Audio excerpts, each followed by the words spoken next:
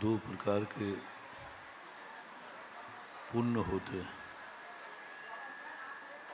एक पुण्य वह है जिस पुण्य को सभी चाहते हैं और मिल जाए तो अपने आप को अभाग्य मानते हैं। लेकिन कर्म सिद्धांत में कर्मों के ऐसे विचित्र पुण्य की चर्चा की गई है जिसको कोई चाहता नहीं है, लेकिन मिल जाए तो फिर छोड़ता नहीं है। ऐसे कर्म हैं जिन कर्मों को सभी चाहते हैं कि हमारे जीवन में शुभ कर्म का उदय हो, हमारे जीवन में साता का उदय हो, हमारे जीवन में उच्च गोत्र का उदय हो, हमारे जीवन में ऐसी स्थितियां बने और वो प्राप्त हो जाती हैं तो एक आनंद की अनुभूति होती है। लेकिन एक पुण्य वे भी हैं जिनको कोई नहीं चाहता है, मिल जाए तो छोड़ता नहीं है। मिलने के बाद फिर उसके परिणामों में इतना विचित्र भाव आता है कि छोड़ने का नाम नहीं लेता। जिस कर्म का नाम है जिसको कोई नहीं चाहता, त्रियंच गति। त्रियंच गति पाप प्रकृति है और त्रियंच आयु पुण्य प्रकृति है। त्रियंचों में कोई जाना नहीं चाहता और चला जाए तो वहाँ से वो लौटना नहीं चाहता, मरना नहीं चाहता। पुण्य प्रकृति कहेगी। गति पाप प्रकृति, जितनी भी गति हैं वे सब पुण्य है या पाप है। नरक गति पाप है, आयु भी पाप है। देवगति पुण्य है तो आयु भी पुण्य है। मनुष्य गति पुण्य है तो मनुष्य आयु भी पुण्य है। लेकिन त्रियंच गति पाप प्रकृति है और त्रियंच आयु पुण्य प्रकृति है। एक ऐसी प्रकृति 148 कर्मों में बड़ी विचित्र है। इससे भी हमें बहुत बड़ी शिक्षा मिलती है। ज्ञानी पुरुष भी ऐसी ही जिंदगी में कुछ अनुभव करता है। ज्ञानी पुरुष भी नहीं चाहता है कि मेरे जीवन में अशुभ कर्म का उदय आवे। ज्ञानी पुरुष नहीं चाहता कि हमारे जीवन में उपसर्ग परिचय आवे। ज्ञानी पुरुष भी नहीं चाहता है कि हमारा कोई दुश्मन हो। ज्ञानी पुरुष भी नहीं चाहता है कि हमारी जिंदगी में परेशानी आए। लेकिन ज्ञानी पुरुष का एक लक्षण होता है, चाहता तो नहीं है लेकिन आ जाए तो भागता भी नहीं। आ जाए तो अभाग्य मानता है। आ जाए तो उसमें अपने को आनंद की अनुभूति करता है। आ जाए तो उसी माध्यम से वो अपनी ऊंचाइयां बढ़ा लेता है। आ जाए तो उसके जीवन में ऐसे बल्ले बल्ले हो जाता है। चाहता नहीं, चाहता कोई भी नहीं है। मुनि महाराज भी क्यों ना हो, कोई नहीं चाहता। लेकिन अज्ञानी और ज्ञानी में जो चाहता नहीं है वो आ जाए तो रो पड़ता है, दुखी होता है, भागता है, अपने आप को कोसता है। लेकिन ज्ञानी व्यक्ति में बस इतना ही सा अंतर है कि ज्ञानी व्यक्ति चाहता नहीं है, आ जाए तो वो रोता नहीं है। अपना दैनिक प्रवचन भी इसी कड़ी में चल रहे थे। आज पारसनाथ भगवान भी इसी कड़ी के एक महान आत्मा है। 24 तीर्थंकरों में पारसनाथ की एक असाधारण विशेषता है। 24 तीर्थंकरों में एक दो भगवान सुपार्श्वनाथ महावीर को छोड़ दें, सभी जीवों ने जो चाहा वो मिला, वो धन्य हो गए। 24 तीर्थंकरों की जिंदगी में उन्होंने जो चाहा सब मिल गया, वे महान हो गए। लेकिन पारसनाथ को वो मिला जो उन्होंने चाहा नहीं था, वो भी मिला। अन्य अजितनाथ, संभवनाथ, अभिनंदनाथ आदि जो भगवान हैं, इनकी जिंदगी में तो वही मिला, सब कुछ वही मिला। जो जो उन्होंने चाहा वह सब उनको मिल गया, जो उन्होंने नहीं चाहा उनको नहीं मिला। 4 तीर्थंकर हैं जिनकी असाधारण विशेषता है। 20 तीर्थंकरों ने तो इतने जीवन में ऐसी कला, ऐसी शक्ति पाई कि जो कुछ भी उनने चाहा एक एक चीज गिन गिन करके मिली, और जो नहीं चाहा उनके पास तक भटक नहीं पाया। लेकिन 4 तीर्थंकर आदिनाथ, सुपार्श्वनाथ, पार्श्वनाथ और महावीर स्वामी, इन्होंने तो जो नहीं चाहा, कभी नहीं, स्वप्न में भी नहीं सोचा, वो इनके जीवन में मिला। अनचाही वस्तु मिल करके, चाही वस्तु पर व्यक्ति खुश हो जाए, चाही हुई वस्तु को कोई वेलकम करे, चाही हुई वस्तु उपलब्ध हो जाए तो उसका तो हर व्यक्ति स्वागत करता है। लेकिन वे असाधारण लोग होते हैं जिसको उन्होंने नहीं चाहा और वह मिल जाए तो उसको भी वेलकम कर लेते हैं। जो चाहा नहीं था, सोचा नहीं था, कभी कल्पना भी नहीं की थी कि मेरी जिंदगी में कभी ऐसा भी दिन आएगा।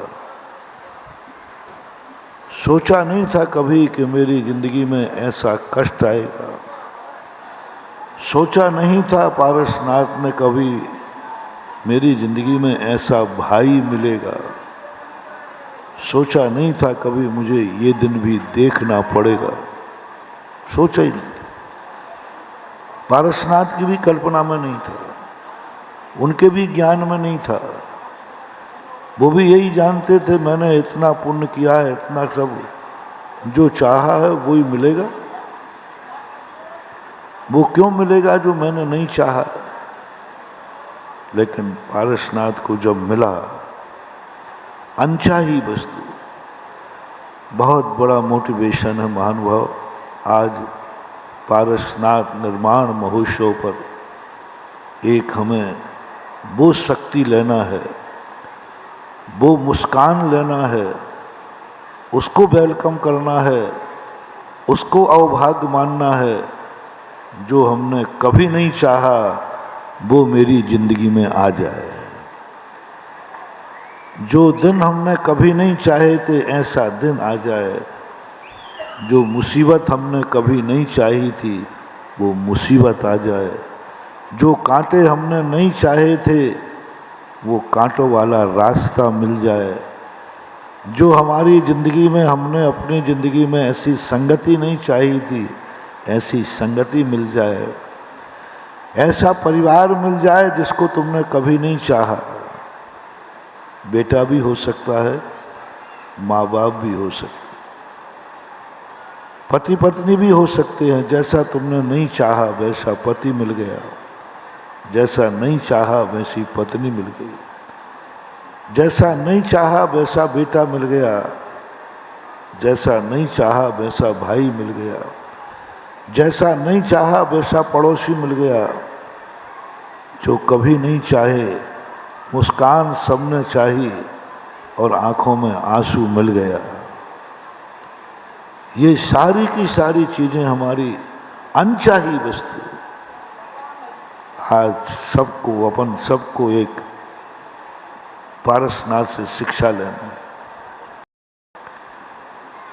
वो शिक्षाएं तो हमारे संस्कार में हैं कि जब भी मुझे मनचाही वस्तु मिलेगी हम झूम उठेंगे, हमारा मन आह्लाद से भर जाएगा, हम अपने आप को भाग्यशाली मानेंगे क्योंकि जो मैं चाहता था वो हो गया, जैसा जीना चाहता था मैं जी गया, जैसा परिवार चाहता था वैसा मिल गया, जैसा शरीर चाहता था वैसा मिल गया, जैसी दुनिया चाहता था मुझे वैसी दुनिया मिल गई।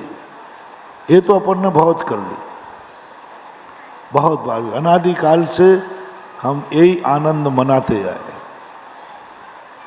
यही आनंद मनाते आए। लेकिन आज हमें वो आनंद की शिक्षा लेना है जो हमने जिंदगी में कभी नहीं चाहा। यदि वो हमारी जिंदगी में आ जाएगा फिर भी हम आनंद की लहर दौड़ाएंगे। और उसके माध्यम से जो व्यक्ति ऐसा आनंद बनाने की कला सीख लेता है उसी का नाम असाधारण तीर्थंकरों में 23वें नंबर के होकर के भी सारे विश्व में नंबर 1 पर पूजे जाते हैं, जिनका नाम पारसनाथ है। नंबर 23वां है, लेकिन चहेतों की संख्या 24 तीर्थंकरों में सबसे ज्यादा चाहने वाले किसके हैं? पारस। 24 तीर्थंकरों में सबसे ज्यादा मूर्तियां मंदिरों में किसकी हैं? 24 तीर्थंकरों में एक भी तीर्थंकर का कोई व्रत नहीं है, लेकिन पारसनाथ का एक व्रत है, रवि व्रत। किसी भी तीर्थंकर के नाम से कोई दिन नहीं किया गया, पारसनाथ के नाम से रवि व्रत किया गया। बहुत सारी विशेषताएं हैं। जब मैंने सोचा कि इनमें क्या था ऐसा जो 23 तीर्थंकरों के पास नहीं था, तो मैंने इनका पूरे जिंदगी का पूरा सर्वे किया, भगवांतरों को पढ़ा, पार्श्व पुराण पढ़ा। उसमें एक ही असाधारण विशेषता बनाई कि पारसनाथ ने जो नहीं चाहा उसके मिलने पर अपने परिणाम नहीं बिगाड़े बल्कि खुशी हुई। ऐसा भाई मिला जिस भाई को यदि किसी को मिल जाए तो वो मर जाए और उसे मार डाले, ऐसा निकृष्ट भाई। 10 भाव पहले ऐसे ही नहीं इनकी पूजा हो रही है, ऐसे ही नहीं पारसनाथ जगत में पूज गए हैं, ऐसे ही नहीं सारे जगत ने उन्हें पलक पावड़े बिछाए हैं। कुछ है जो 23 तीर्थंकरों में नहीं है। ऐसे ही नहीं पारसनाथ को संकट मोचक कहते हैं, ऐसे ही नहीं लोग पारसनाथ के लिए कहते हैं कि पारसनाथ का नाम संकट मोचक। 24 तीर्थंकरों में संकट मोचक उपाधि पारसनाथ को दी, विघ्न हर उपाधि पारसनाथ को दी। विघ्न हर करना, विघ्न को निवारण करने वाले पारसनाथ, संकट को दूर करने वाले पारसनाथ, ये उपाधियां अन्य किसी तीर्थंकर को नहीं मिली, आदिनाथ भगवान को नहीं मिली, शांतिनाथ भगवान को नहीं मिली, और किसी तीर्थंकर को मात्र विशेषताएं बड़े बड़े आचार्य महाराजों ने। कुछ तो एक ऐसी शक्ति थी, और ये सारे भारत का मनोविज्ञान है, नीति है कि तुम अपने जीवन में यदि संकट से मुक्ति चाहते हो, तुम अपने जीवन में प्रतिकूल परिस्थितियों से मुक्ति चाहते हो, तो अपना आराध्य उस भगवान को बनाना जिन्होंने प्रतिकूल परिस्थितियों को वेलकम किया हो, स्वागत किया। कल जो मैंने बताया था, अभी समय ज़्यादा नहीं है, कि क्यों बनाए जाते हैं उन महाराजों के चित्र मंदिरों में जिन पर संकट आए। एक भी सुखी महाराज का चित्र नहीं बनाया गया मंदिरों में कि इन भगवान के, इन महाराज के जीवन में कभी कोई संकट नहीं आया, उनके चित्र मंदिरों में नहीं मिले। उन सतियों के चित्र नहीं मिले जिनके जीवन में कोई कष्ट ही नहीं आया। उन सतियों के चित्र मंदिरों में बने हैं जिन्होंने सारी जिंदगी कष्टों पर कष्ट बिताए, संकट आए। चाहे सती सीता हो, चाहे अंजना हो, मनुवती हो, मैना सुंदरी हो, उन्हीं पर कथाएं लिखी गई। जितनी कथाएं लिखी सब उन पर लिखी जिन पर घोर घोर संकट आए। क्यों अच्छे लोगों की, सुख वाले लोगों की पूजा क्यों नहीं की जाती? उनके प्रति लोगों के रुझान क्यों नहीं होते? फूलों पर चलने वाले महापुरुषों को क्यों लोग कथाएं नहीं लिखते? क्यों नहीं उनकी जाप देते? क्यों नहीं उनके मंदिरों में चित्र बनाते? ये मुझे बहुत बार मन में विकल्प आता था। पुराण पढ़ो तो उन पर लिखे हैं। रामचंद्र जी को देख लो, 9 बलभद्र हुए हैं, 8 बलभद्रों पर कुछ लिखा ही नहीं गया।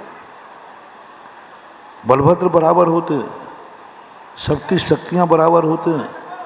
8 बलभद्रों की कोई विशेष कथाएं नहीं है, दुनिया नाम भी नहीं जानती। मेरे से भी मत पूछ लेना, मैं भी 8 बलभद्रों के नाम नहीं जानता।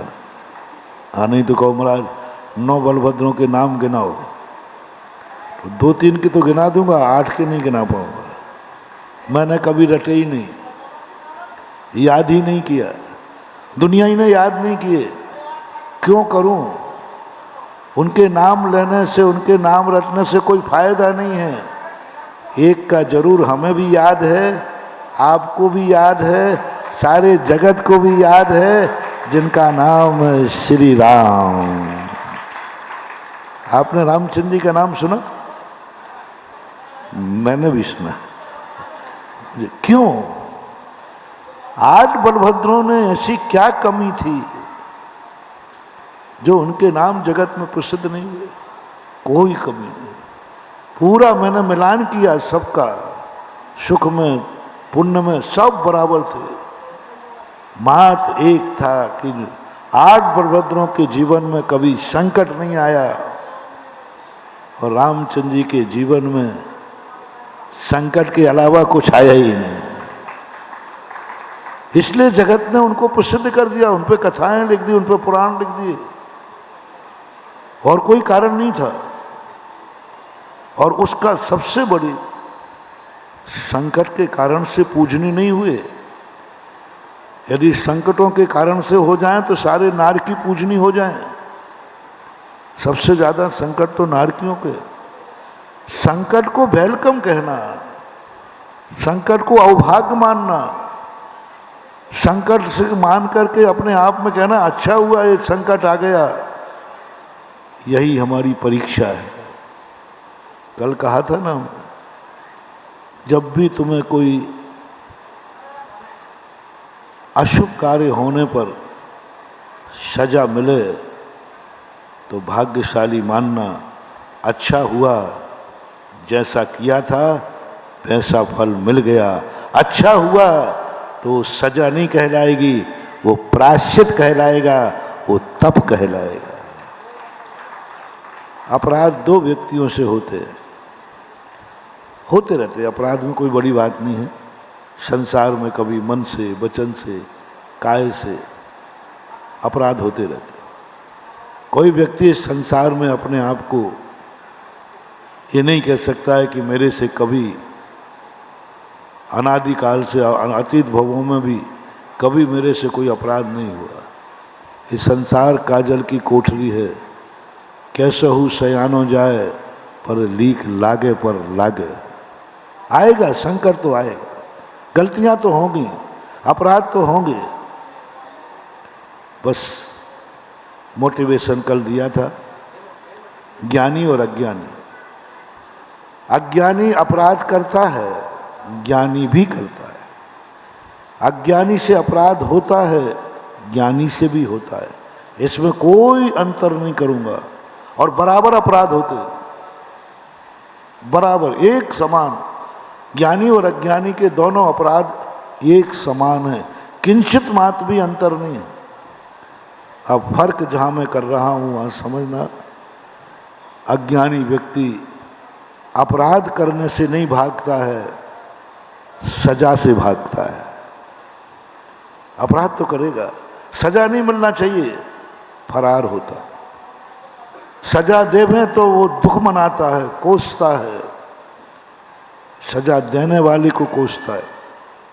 अपराध तो किया है, मजिस्ट्रेट को कोसता है, वकीलों को कोसता है, और जेल में पड़ा पड़ा रोता है, और जेल से भागने का भाव करता है। ये परिभाषा किसकी है? अज्ञानी की। अपराध होने पर हमने अज्ञानी नहीं कहा,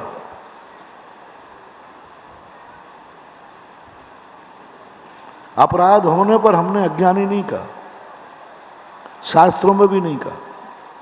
हो जाता है अपराध। अज्ञानी कहाँ से शुरू होता है? जब व्यक्ति अपराध करने के बाद सजा से भागता है, दंड से भागता है, और दंड को दुर्भाग्य मानता है। जेल मिल जाए तो जेल से भागने का प्रयास करता है। बस यहां से तुम अज्ञानी शुरू हो गए। और ज्ञानी अपराध होने के बाद सजा से भागता नहीं है, सजा लेने के लिए स्वयं उपस्थित हो जाता है। अज्ञानी अपराधी को पकड़ के लाना पड़ता है, और ज्ञानी अपराधी स्वयं समर्पित हो जाता है, सजा लेने पहुंच जाता है, मुझे सजा दो। अज्ञानी भाग रहा है, मुझे सजा मत दो, अपराध तो किया है लेकिन सजा से बच जाऊं। और ज्ञानी कहता है मुझे सजा दो। वो सजा लेने पहुंच गया, कोतवाली वो सजा लेने पहुंच गया, मुझे अरेस्ट करो। और मजिस्ट्रेट के सामने अज्ञानी की गवाही लाना पड़ेगी। वो मना करेगा मैंने नहीं किया, तो फिर कानून कहता है गवाही लाओ। और ज्ञानी कहता है किसी गवाही की जरूरत ही नहीं, मैंने अपराध किया है, मैं खुद बोल रहा हूं कि मुझे सजा दो। बस यहां से ज्ञानी शुरू हो जाए। जब जब तुम्हारे मन में ये भाव आवे अपराध करने के बाद कि मुझे सजा मिलना चाहिए, मैं सजा चाहता हूं, और जब सजा मिले तो रोना मत, अवभाग्य मानना, आज मैं धन्य हो गया सो तपस्वी हो जाओगे। 3 बातें कही। अपराध से मैंने बरी नहीं किया, अपराध मानने के बाद सजा लेने का भाव, मुझे सजा दीजिए। और सजा मिलने के बाद यदि तुमने अंदर एक आनंद की लहर दौड़ गई, ओहो आज धन्य हो गया। सजा मिलने पर धन्य होना है, बरी होने पर नहीं। बरी होने पर तो अज्ञानी बहुत होता है, अपराध भी कर लिया, बरी भी हो गया। नहीं, सजा मिलने पर यदि तुम्हारे चेहरे पर मुस्कान आ जाए, अंदर से एक आनंद की लहर दौड़ जाए, और ये निकल जाए मुख से, मुझे सजा मिल गई, मैं धन्य हो गया, ऐसी अनुभूति जब आती है उसको तपस्वी बोलते हैं। जिसकी बात मैंने कल कही थी, प्रायश्चित वही है।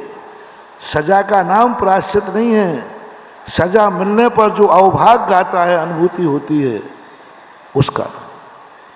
कब कब जब तुम्हारे जीवन में प्रतिकूल परिस्थितियां आवे तो तुम्हें मुस्कुराना है।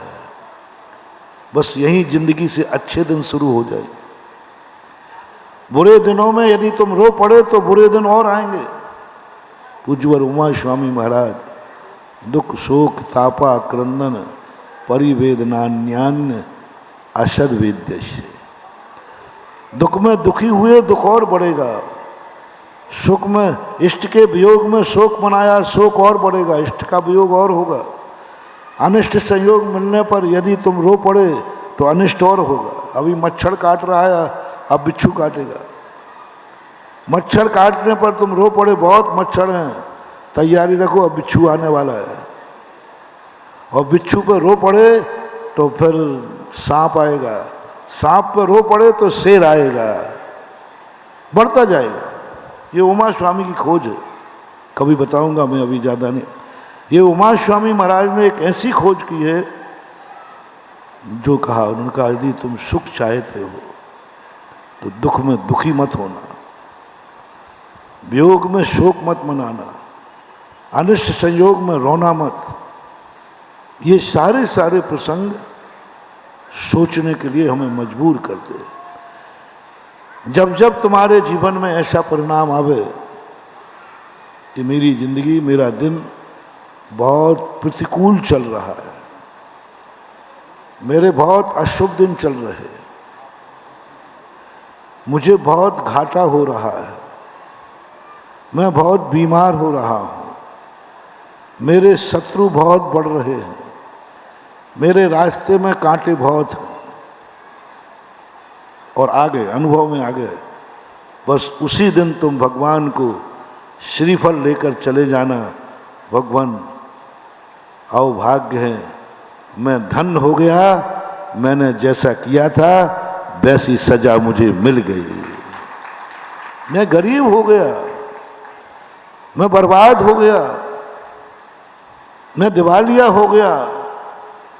जिस माटी को छूता हूँ, सोने को छूता हूँ, माटी हो जाती है। बे श्रीफल तो बहुत चढ़ाए तुमने। जब तुम्हारी दिवाली होती है, जब तुम्हें बहुत फायदा होता है, तो भगवान से खुशी मनाते हो, हमारे पास भी आ जाते हो, महाराज आपकी कृपा से आज मैं वो श्रीफल चढ़ा रहा हूँ कि तुम दिवाली के दिन दिवालिया घोषित हो रहे हो और तुम श्रीफल लेके आ जाओ। बोले महाराज धन हो गया। क्या हो गया? आज दिवाली पर दिवालिया हो रहा हूँ। ये शब्द सुनना चाहता हूँ। आज पारसनाथ दिवस, दिवालिया होना के दिन तुम श्रीफल लेके आओ, और क्या रोते नहीं आना? क्या कहना है? अब आज का प्रवचन तो थोड़ा कठिन तो हो गई, पारसनाथ ही कठिन के हैं तो कठिन तो हो गई। कितना कठिन है? दिवालिया होने पर श्रीफल लेके आओ और कहो गुरुदेव मैं धन हो गया। बोले क्या हो गया? बोले दिवालिया हो रहा हूँ, सब तरफ से घाटा लग रहा है, जिसमें हाथ डालता हूँ उसी में बंटा झार हो रहा है। स्थिति ऐसी आ गई है कि अब खाने को भी नहीं बचा है। इसलिए ये जो श्रीफल लाया हूँ ना, ये भी उधार लाया हूँ, मांग करके। और बस आज इतने आनंद की अनुभूति हो रही, मैं धन हो गया। बहुत कठिन प्रश्न है।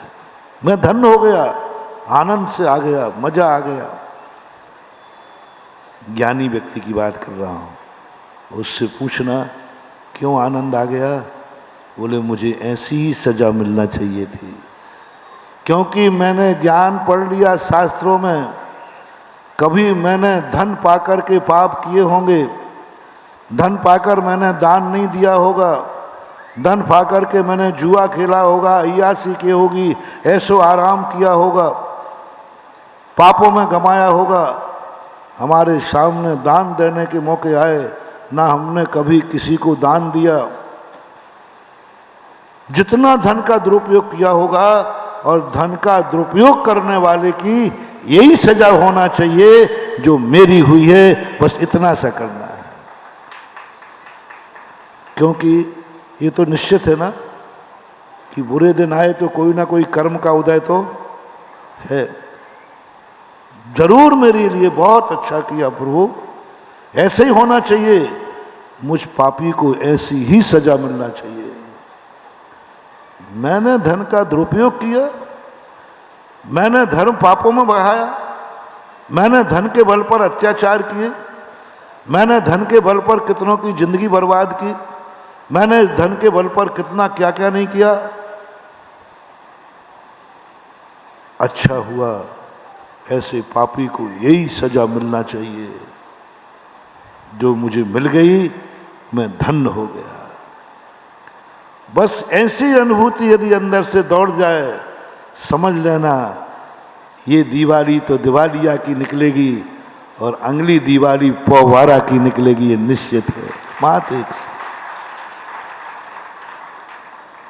महातेक्ष पूज्य रविशरण महाराज ने अंजना का दिन, अंजना इस बात से दुखी नहीं थी, कभी दुखी नहीं हुई कि मेरे ऊपर दुख क्यों आया है, कोई दुख नहीं था उसको। बस वो एक जानना चाहती थी कि मेरी जिंदगी में दुख आया क्यों, मैंने गलती क्या की है, मैंने क्या गलती की, बस इतना सा मुझे जानना है। पवनंजय ने तो बताया नहीं, पूरी कथा नहीं सुना, संक्षेप में अपना भाव पक्ष पवनंजय ने बताया नहीं और एकदम शादी के बाद कह दिया मैं अंजना का परित्याग करता हूं। कारण तो बताओ, कारण तो बताओ, कोई कारण तो बताओ।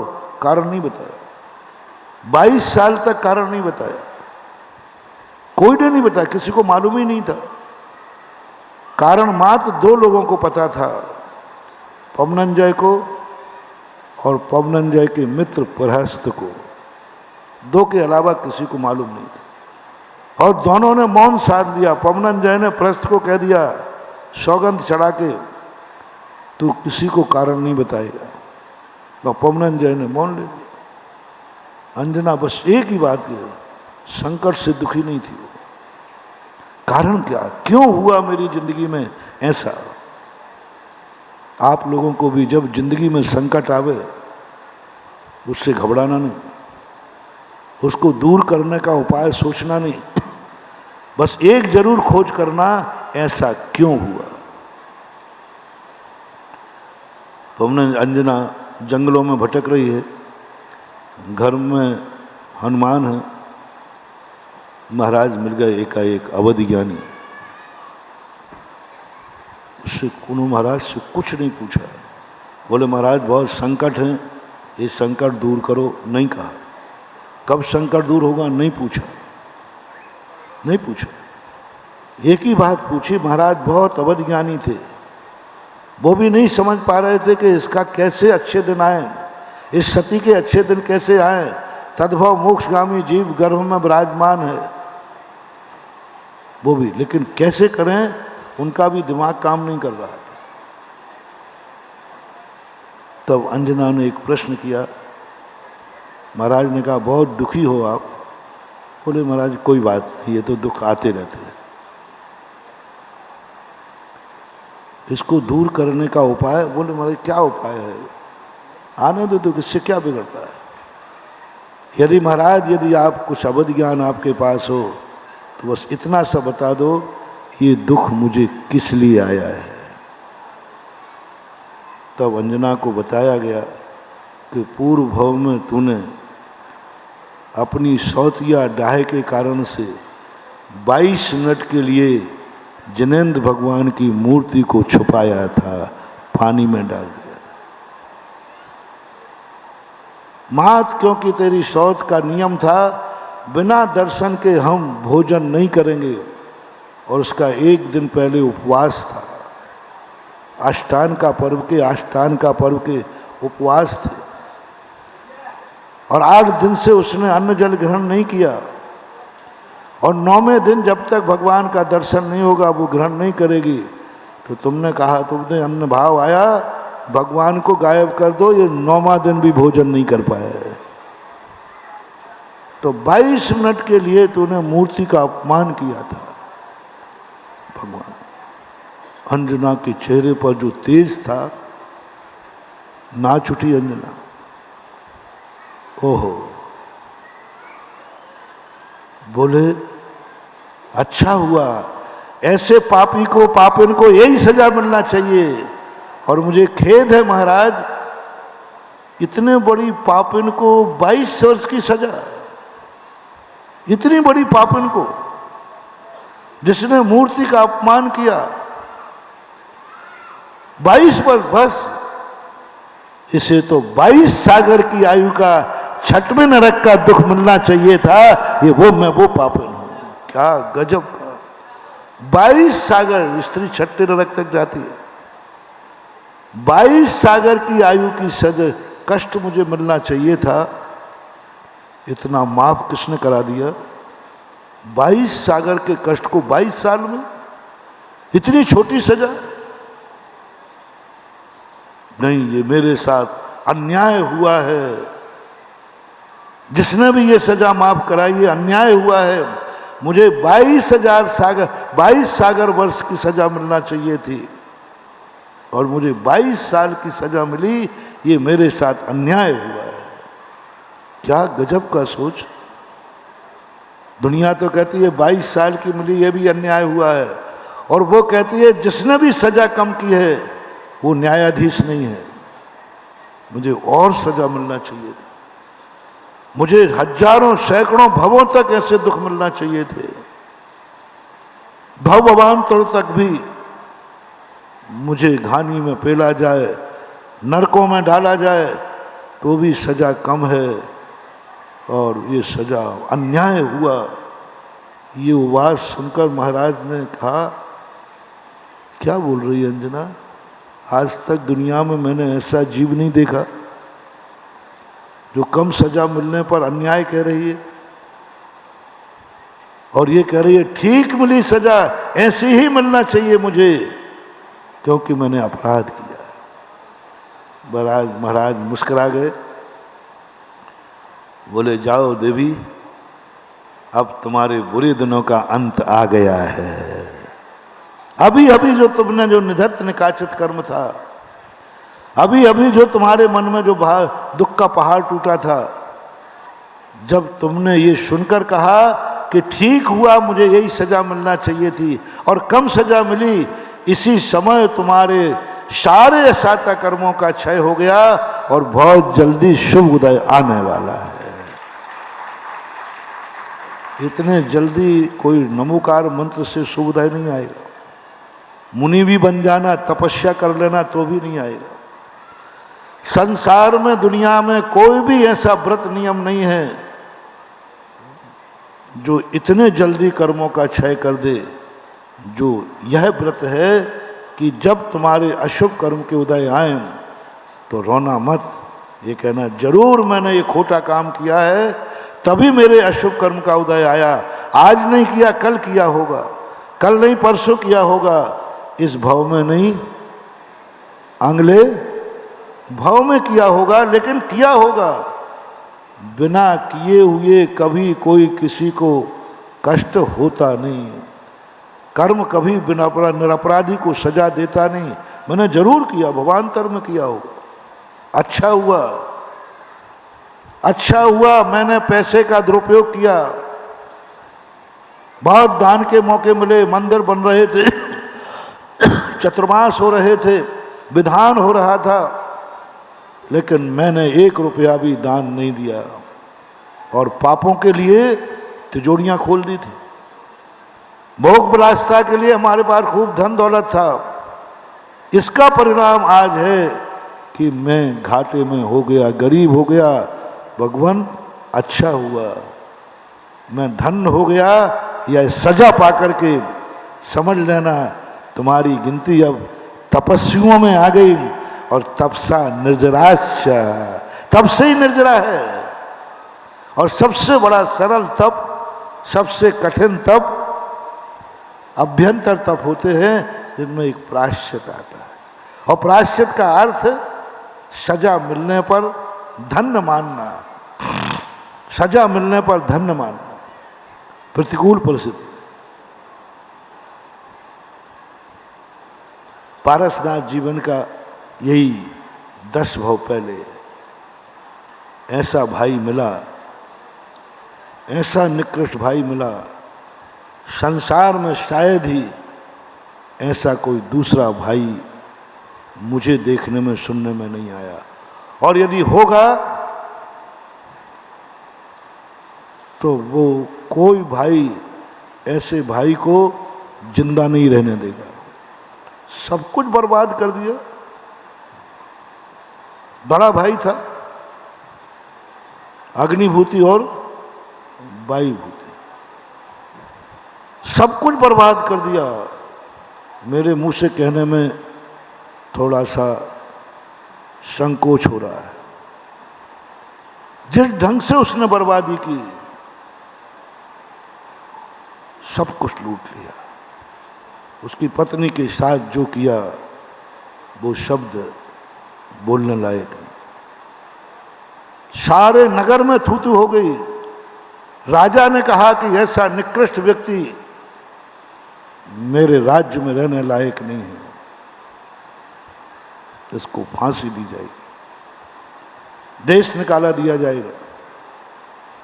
लेकिन राज की व्यवस्था ऐसी थी, क्योंकि वो राज में ही उसमें समाहित था, पदों पर था, देश निकाला। जब पारसनाथ का जीव लौट के आया, जब घर की हालत देखी, पत्नी का हालत देखी, दिल दहल गया। हर व्यक्ति का दहल रहा था, और हर व्यक्ति कहता है ऐसा व्यक्ति जिंदा नहीं रहना चाहिए। मैं समझता हूं कि किसी धर्मात्मा से पूछोगे तो वो भी कहेगा ठीक है। ऐसे व्यक्ति की यदि मौत आ जाए, ऐसे व्यक्ति को कोई मार देवे, तो धर्मात्मा भी कहें कोई गलत नहीं हुआ है। ऐसे व्यक्ति की भाई भाई की हत्या कर देवे, तो सब यही कहेंगे कोई गलत नहीं किया, उसने इतना बर्बाद किया है, मारने में कोई पाप नहीं लगेगा। शायद कर्म भी वैलिड कर दे, कर्म भी कह दे ऐसे भाई की हत्या करने में कोई पाप नहीं बंधेगा, जो पाप उसने किया था। और ऐसा कोई व्यक्ति नहीं जो ये कर्म को नहीं ठोके मैंने क्या पाप किए, मेरा ऐसा भाई मिला, बद्दुआ देगा, मार डालेगा। लेकिन हमारे प्रभु अभी भगवान नहीं बने, तीर्थंकर नहीं बने। राजा रोक रहा है, उस दुष्ट को भाई मत मान तू। लेकिन वायुभूति पारसनाथ का जीव नहीं, वो भैया के पास सबके मना करने पहुंच गया। कोई बात नहीं भैया, गलती हो गई, भाई तो भाई ही होता है,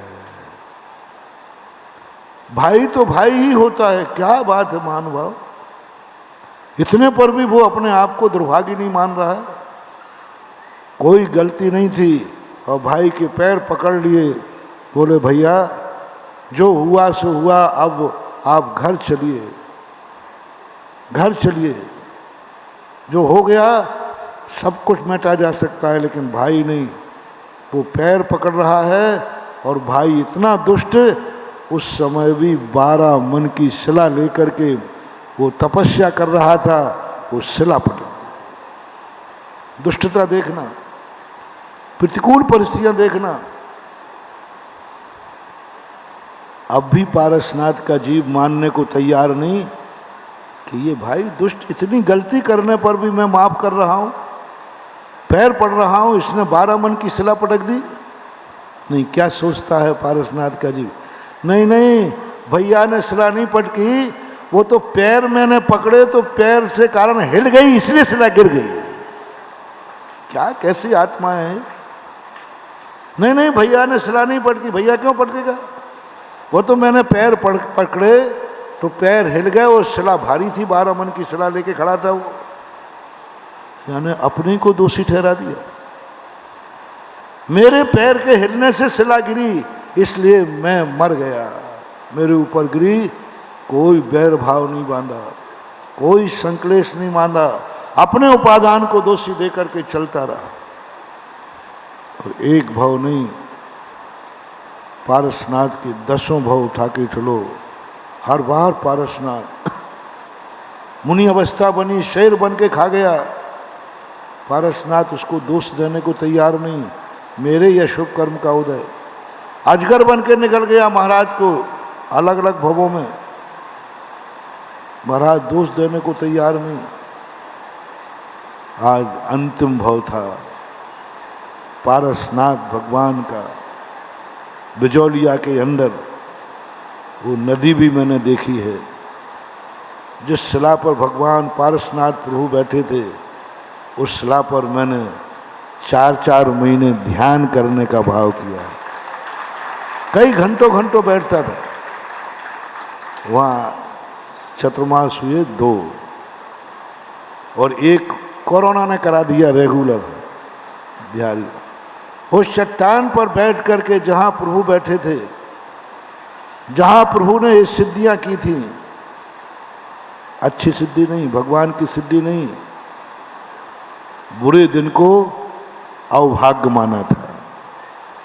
वो वर्गणाएं आज भी मैंने महसूस की वहाँ, ये वर्गणाएं मैंने महसूस की वहाँ पर, वो कमर की वेदनाएं, और मैंने महसूस किया वहाँ बैठ करके उसी शिला पर जहाँ प्रभु बैठे। वो शिला आज भी है, वो शिलाएं आज भी पड़ी हैं जो कमठ ने फेंकी थी, ऐसी कटी हुई जैसे बर्फी काटते ना सूत से।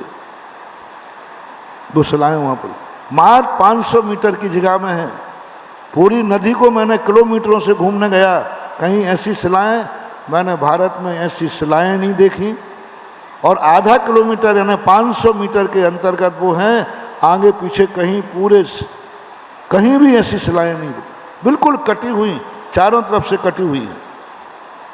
और बड़ी बड़ी शिलाएं चारों तरफ बिल्कुल धागे से जैसे काटी हो, वो शिलाएं वहाँ आज भी हैं। और पारसनाथ उस समय भी, अब तो अवध ज्ञानी थे, मन पर ज्ञानी थे, और जान सकते थे कि ये कमठ दुष्ट मेरे प्रति दुष्ट है। आज भी वो कह रहे नहीं, कमठ का हमारे लिए बुरा नहीं कर रहा है। कमठ की बदौलत मैं इतने दिन सामायिक में नहीं बैठता, मात्र 2 घंटे की सामायिक करने के लिए बैठे होंगे। आज कमठ की बदौलत है जो मुझे 8 दिन ध्यान करने का सौभाग्य मिला। सौभाग्य मिला मुझे, इसकी बदौलत है, नहीं तो मैं तो 2-2.25 घंटे में उठ जाता, उत्कृष्ट सामायिक कर लेते। लेकिन कमठ की बदौलत है कि मुझे 8 दिन तक ध्यान करने मिला। अवभाग्य मेरे, अच्छा हुआ कमठ तू आ गया तो तेरे कारण मुझे ध्यान करने का मौका मिला। सोच देखो क्या हो, यानी अशुभ को भी शुभ मान रहे हैं। तो आज पारसनाथ दिवस पर, क्योंकि कहने को तो बहुत है, पारसनाथ पुराण में ही पूरा चतुर्मास निकल सकता है। पारसनाथ की जीवन शैली इतनी, जीवनचर्या इतनी आदर्श है, शिक्षाप्रद है, हमारे लिए बहुत शिक्षा देती है कि पूरा चातुर्मास भी उसी पे बोला जाए। इतने पहलू हैं, इतने विषय हैं पारसनाथ के, लेकिन आज हम संक्षेप में ही तुम्हारे लिए कहना चाहता हूँ कि संकट मोचन का अर्थ यही है। वही महान आत्माएं जो संकट आने पर अपने आप को दुर्भाग्यशाली नहीं मानते, भाग्यशाली मानते। संकट आने पर रोते नहीं हैं, दूसरों को दोष नहीं देते हैं, बल्कि उस सजा को प्रायश्चित तप में बदल करके अपने पाप कर्मों की निर्जरा कर देते हैं, क्योंकि तप से निर्जरा होगी। और ये सबसे सरल सस्ता तप है। उपवास करना थोड़ा कठिन है, 1 करोगे, 2 करोगे, 4 करोगे, चक्कर आ जाएगा। अनोदर भी कम है, थोड़ा कठिन है। रस परित्याग भी कठिन है, कुछ गड़बड़ हो सकता है, नमक नहीं, ब्लड प्रेशर लो हो जाए, बहुत कठिन है। विनय करना भी थोड़ा कठिन है। सबसे सरल तप यदि कोई है तो प्रायश्चित तप है, जिसमें मात्र अपन को अशुभ कर्म के उदय में मुस्कुराना है, धन्य मानना है। अच्छा हुआ मेरा अशुभ कर्म का उदय आ गया, क्योंकि जिसको किया था वैसी सजा मिलना चाहिए। ऐसी अनुभूति ऐसा चिंतन करके अपने परिणामों को निर्मल बना के रखो। निमित्त को दोष देना बंद करो, उपादान को दोष दे दो। यही सबसे बड़े संकट मोचक का सूत्र है। निमित्त को नहीं, 10 भाव तक भी नहीं, सारा दोष उपादान को दीजिए। और जब उपादान को हम दोष देंगे तो अशाता शाता में परिवर्तित हो जाएगी। और हमारे जो अशुभ दिन हैं, जैसे अंजना का अशुभ दिन मात्र इसलिए टल गया कि उसने कहा ये सजा कम मिली है, मुझे ज्यादा मिलना चाहिए। आप अपने अशुभ कर्मों के उदय में 3 बातें सीखना है आपको। पहली बात, जब भी अशुभ कर्म का उदय आवे, जब भी दुख का उदय आवे, तब एक ही बात सोचना, मैंने जरूर इस प्रकार का कोई गलत कार्य दूसरों के साथ किया था। जो दुख मेरे ऊपर आया है, मैंने जरूर ये दुख किसी को दिया था, जरूर मैंने इसका कोई दुरुपयोग किया था। बीमारी आ गई, दवाई नहीं छूट रही है, जरूर मैंने, मेरे सामने बीमार पड़ा होगा कोई व्यक्ति, मेरे पास दवाई पैसा था कि मैं उसको बचा सकता था, लेकिन उसकी फिक्र किए बिना मैं घूमने के लिए चला गया, होटल में जाके लाख रुपया बर्बाद कर दिए। और सामने मरीज था, उस 1 लाख रुपए से माँ निपुती होने से बच जाती, 1 लाख रुपए से एक स्त्री विधवा होने से बच जाती, और 1 लाख रुपए से बच्चे अनाथ होने से बच जाते। लेकिन उसके बावजूद भी हमें मौज मस्ती का ऐसा नशा चढ़ा था, उनकी तरफ देखे बिना हम जाकर होटलों में घूमने चले गए। जरूर मैंने इतना निर्दयी और कसाई हो गया हूँगा, तभी मेरी जिंदगी में इतनी बीमारी आ गई कि इसका इलाज ही नहीं हो रहा। ये चिंतन तुम्हें करना है, ये विचार तुम्हें करना है। गरीबी को विचार करने का मंत्र मैंने दे दिया, हर गरीब को ये विचार करना है। जरूर मेरे पास पैसा था, लेकिन मैंने पापों में, अशुभ कर्मों में उड़ाया, इसलिए आज जिस कार्य में हाथ डालता हूँ घाटा लगता है। ये मुझे जो मिल रहा है ये मेरी सजा है, और मैं इसे प्रायश्चित बनाता हूँ। ठीक हुआ, अभी तो कम सजा मिली है, इससे ज़्यादा और मिलना चाहिए। ऐसा चिंतन तुम करो तो शायद वो गरीबी का कर्म जो बंधा है वो कट जाए। कांटे जब हैं तो कांटों को कोसो मत। जरूर मैंने किसी के रास्ते में कांटे बिछाए होंगे, तभी मेरे कांटे में रास्ते आए हैं, अन्यथा आ नहीं सकते। उसको प्रायश्चित का रूप बदल दो।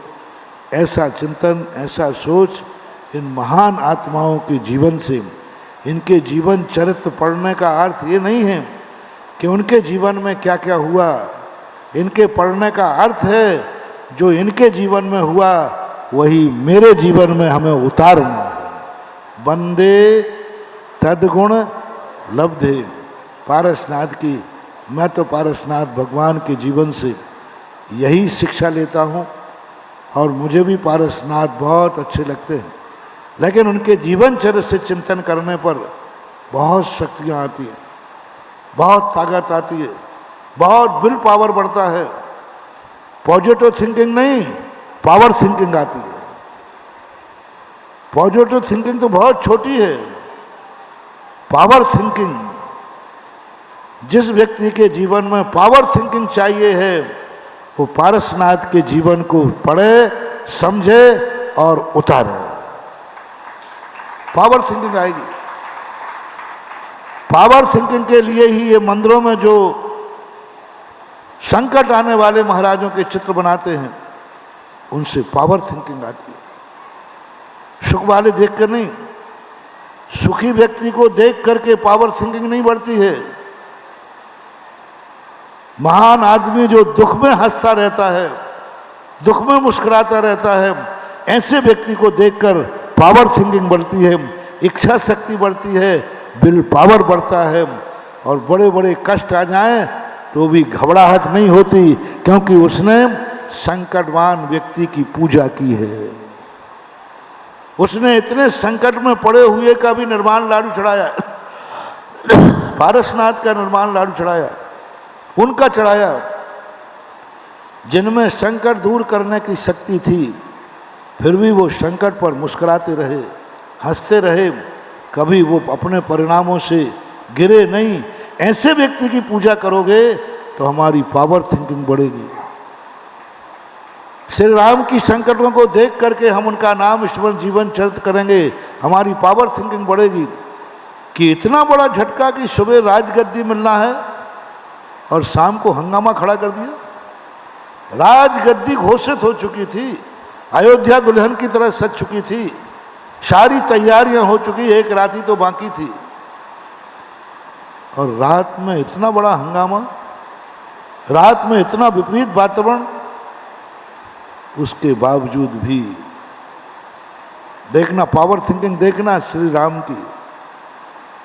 अच्छे अच्छे लोग हार्ट अटैक हो जाता, ब्रेन हेमरेज हो जाता, मूर्छित हो जाते, और कुछ नहीं तो तलवारें तो निकल ही जाती, मर जाता, मार डालते। लेकिन श्री राम का पावर थिंकिंग देखो, एकदम सडनली आया, फिर ही चेहरे पर शिकन नहीं थी विषाद की, शिकन नहीं थी इष्ट वियोग की, शिकन नहीं थी अनिष्ट संयोग की। उस समय भी वो मुस्कुराते हुए, जिस समय राजगद्दी छीनी जा रही है, उस समय का चेहरा जो रामचंद्र जी का देख लेगा, उस समय का कथा जो रामचंद्र जी की सुन लेगा, जाओ जिंदगी में कितने बड़े इष्ट वियोग हो जाएं, अनिष्ट संयोग हो जाएं, उसके चेहरे की किंचित मात्र भी मलिनता नहीं आ पाएगी। इतनी पावर थिंकिंग उसकी बढ़ जाएगी। ये मंत्र से नहीं बढ़ेगी, ये साधना से भी नहीं बढ़ेगी, जो ऐसे व्यक्तित्व को देख के बढ़ेगी। पारसनाथ की जिंदगी को पढ़ करके हर व्यक्ति को पारसनाथ का जीवन चरित्र पढ़ना चाहिए। पावर थिंकिंग बढ़ाना है। तुम्हें छोटी छोटी बातों में रो पड़ते हो, छोटी छोटी प्रतिकूलताओं में मरने का भाव कर लेते हो, छोटी छोटी बातों में आप दूसरों को कोसने लग जाते हो। यदि पारसनाथ चरित्र पढ़ोगे तो आपके लिए बहुत बड़ी, तो मैं तो ये मानता हूँ पारसनाथ पावर थिंकिंग बढ़ाने के एक बहुत अच्छे भगवान। पावर थिंकिंग बढ़ती है इनसे, हौसला बढ़ता है, आग में भी जीने की, आग में रह करके भी जीने का भाव जागता है, कांटों पे चल करके भी मुस्कुराने का भाव जागता है, और ऐसा लगता है, और जो आग पे चल के मुस्कुराता निकल जाए, इसी को तो चमत्कार बोलते हैं। आप लोग देखने जाते हो ना, कई लोग वो अग्नि पे चल जाते हैं, अंगारों पर, और हंसते हंसते चल जाते, और पैर में फोले नहीं पड़ते, तो तुम कहते गजब हो गया, क्या हो गया? अरे साहब वो अग्नि पे चल गए अंगारों पे हंसते हंसते। इसी को चमत्कार बोलते, इसी को चमत्कार बोलते। और ये चमत्कार होगा पारसनाथ के चरित्र पढ़ करके। पारसनाथ के इतना संकट हंसते हंसते निकल गए, और इसी का नाम चमत्कार है। अपनी जिंदगी में पारसनाथ भगवान को पढ़ने से वो तो चमत्कारी थे ही, जो उनके चरित्र को अपने जीवन में अपना पाया जाएगा, उसकी जिंदगी भी चमत्कारी हो जाएगी, अतिशयकारी हो जाएगी। ऐसी अतिशयकारी, ऐसी चमत्कारी शक्ति जागेगी, ऐसी चमत्कारी शक्ति कि जो कष्ट आने पर दुनिया सुसाइड कर ले, उस कष्ट आने पर भी वो मुस्कुराएगा। पूछोगे क्यों भाई इतने कष्ट में तुम घबराते नहीं हो? तो कह देना मैंने पारसनाथ भगवान का निर्माण कल्याणक बनाया था, मैंने पारसनाथ का जीवन चरित्र पढ़ा था। इतने कष्ट में तो कोई जिंदा ही नहीं रह सकता, हार्ट अटैक हो ही जाएगा, तुम कुछ नहीं हो रहा, तुम मुस्कुरा रहे हो। उस समय तुम उनसे बोलना हाँ यही चमत्कार है मुझे। तो ये चमत्कार कहाँ से आया? तो क्या बोलना, ये चमत्कार मैंने पारसनाथ भगवान की भक्ति से पाया है, उनके जीवन से पाया है, उनके चरित्र से पाया है कि ऐसी परिस्थिति में जहाँ दुनिया मर जाएगी, उसी आग में बैठ करके मैं मुस्कुरा रहा हूँ। ये सारा कार्य ऐसे महान पारसनाथ भगवान का समय आपका बहुत हो गया, क्योंकि अपना कार्यक्रम भी था, इसलिए मैं डिस्टर्ब नहीं कर रहा था। मैंने कहा कोई बात नहीं, सबका पावर थिंकिंग बढ़ रही है तो एक दिन कोई बात नहीं। यदि तुम भगवान की भक्ति कर, क्योंकि मेरा तो सिद्धांत है वंदे सद्गुण, ये पूज्यवर उमा स्वामी का सूत्र है। तो मेरा भाव हो रहा था कि जिनकी भावना भा रहे हैं, जिनकी पूजा कर रहे हैं, इस सारी दुनिया में इन लोगों के अंदर भी वैसे ही गुण प्रकट हो और वैसे ही पावर थिंकिंग इनकी प्रकट हो, और ये भी जिंदगी की विपरीत परिस्थितियों में मरना नहीं, रोना नहीं, मुस्कुराना सीख जाएं। यही मेरा आशीर्वाद है। महावीर भगवान की जय।